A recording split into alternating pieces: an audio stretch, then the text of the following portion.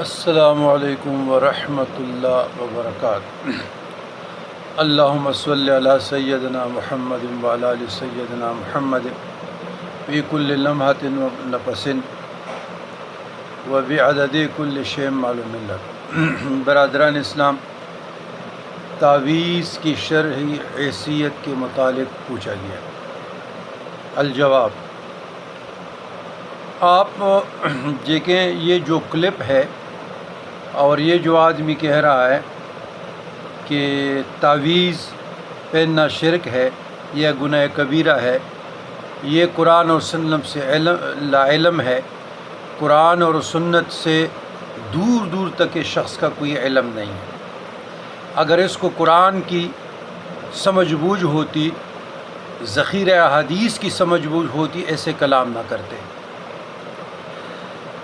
اہل سنت الجماعت کے سینکڑوں لاکھوں کروڑوں بزرگان دین گزرے ہیں، اور مفتیان اعظام، علماء دین متین کرام نے اپنے فتاویٰ میں، اپنے شروح میں احادیث کی ذخیرہ احادیث کے تمام کتاب الاذکار کی شروح دیکھیں تو اس میں آپ کو یہ بات نظر آئے گی انشاءاللہ۔ تعویذ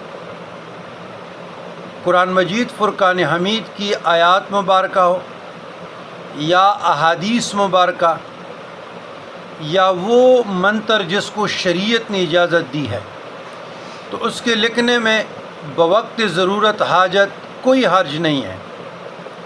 آپ تعویذ بالکل رکھ سکتے ہیں، ڈال بھی سکتے ہیں، اور علماء نے اس کو جائز قرار دیا ہے، اس میں کوئی اشکال نہیں ہے۔ ہاں، وہ تعویذ جو قرآن اور سنت کے خلاف ہو، جو قرآن اور سنت کے خلاف ہو، نہ قرآنی آیات ہو، نہ حدیث مطہرہ کے احادیث ہو، اور نہ وہ منتر ہو جو شریعت مطہرہ نے اس کی اجازت دی ہے، تو ایسے تعویذ، ایسے دم کا اسلام سے کیا تعلق، شریعت سے کیا تعلق؟ یہ ناجائز ہے، حرام ہے۔ اچھا، اب تعویذات سے کاروبار بنانا، تعویذات کی نام نہاد جو عاملین ہوتے ہیں وہ رکھتے ہیں اور اس سے اسٹمپ بناتے ہیں اور لوگوں کو لوٹتے ہیں، تو بالکل یہ ولا تشتروا بآیات ثمنا قلیلا کے تحت آتی ہے۔